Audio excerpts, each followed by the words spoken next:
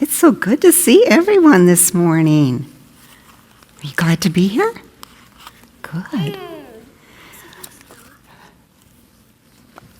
Well, wherever you want to sit is fine, but yep. Okay, everybody find a place so we can get started, because we've got something exciting to do today. All right, well, I love that Deborah got up and talked about Operation Christmas Child, because I'm going to start with that for the children's sermon. So she just talked about all the different items that we've been collecting, right? And in August and September, one thing that we were collecting a lot of was school supplies, and she talked about the crayons that we had collected. So I brought a box of crayons, and we're going to talk about this for a few minutes. Now, if you look in here, I've got a lot of crayons, a lot of different crayons. Can you see them all, Declan? Yes. There's quite a bit in there, isn't there? Yeah. So many dogs. There's so many, but what do you see is like wrong with some of those? I see pink. Are some of them have, well, this one's kind of got marks on it, like red marks, and it's kind of wound down a little bit. Yeah, I know. And you've got a mark on you too. Pink. And, all right, and look at what happened to the pink, Julia. I'm going to show you right now, if I can get it out. All right. Probably I always do need help. Okay, we got it. Look at what happened to that. It broke off. And this one's broken off too, right? So some of them look nice. Actually, it looks like the bottom. I know, but some of them don't look good, do they? So now we need to actually put them all back in till later, because we're going to talk about that. So Some of them are broken. some of them are broken and some of them are. The dark blue? Oh, okay, what? You know what? Do you want to keep that, Julia? Don't get it on your dress, though. I don't care if you keep I want to keep a dark blue. Well, we'll talk about that in a minute, because you're going to get something else at the end. So let's sit down so we can hear the rest of it. So some of the wrappers were fresh. Some of them were ripped. Some of them were marked. Some of the pinks had sharp points. Some of them didn't have any sharp points. So we can learn a lot from this box of crayons, because besides them being different colors, they were different in, some were kind of, the wrappers were dirty, some of them weren't sharp, but did they all fit nicely in this box? Did they all fit nicely, Stella? They did. And that's a good picture of the way this church should be, well, which all churches should be. Number on it. Yeah. That's how much friends there are. There's 36. But hopefully we've got more than 36 here. But let's just think about this a minute. Do the people in our church come in all sizes? Yes. Yep. Some are old. Some are young. Some are old like me. Some are young, like you. Some are tall. Some are small. Some are dressed up. Some wear everyday clothing. But have you ever noticed people being treated differently because they did not look or act like others? If you listen to Joel's prayer, he was talking about that this morning, right when he was praying, right before I came up. Well, in, what is this? Bible. Our Bible. This is our book. Oh, and see, it broke, so I think we should just stick it right here. And, well, but you know what? We're not going to focus on the crayons, because we're going to do something important in just a minute. So, who can tell me what that says right there? James. In the book of James. But sometimes my crayons get broken. Do they? James, do you know who James was the brother of? Who knows? Does anybody know? They probably know out there, but he was the brother, what's a good guess? He was the brother of Jesus.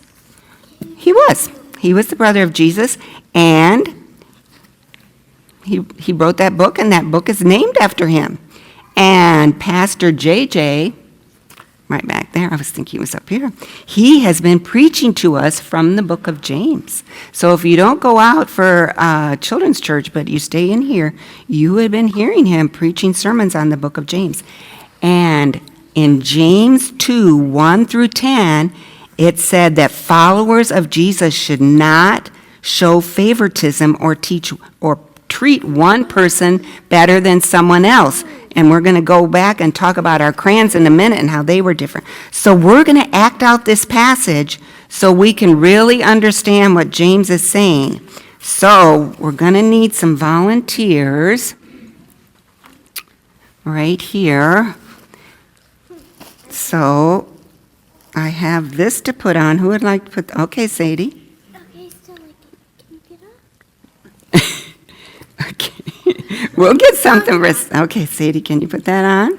All right. Is it going to fit? There we go. We need someone that can fit into that. Well, I saw Leah's hand next. Okay, Leah, can you put that on? Just watching for him.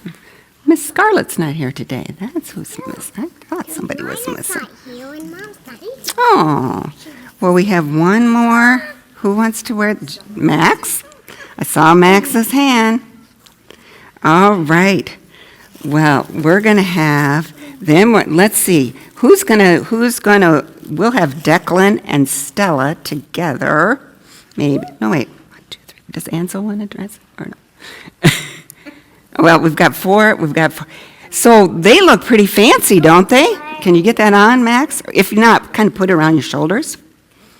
It's kind of tight. Yeah. All right.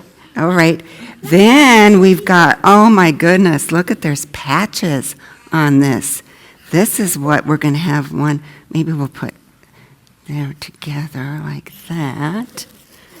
And then Peyton, you want to wear one of these? Because we're going to, all right, here's Peyton. And we've got Julia. You don't want to wear it. You don't want to. Should we take turns and then wear some? Ansel, do you want to wear this?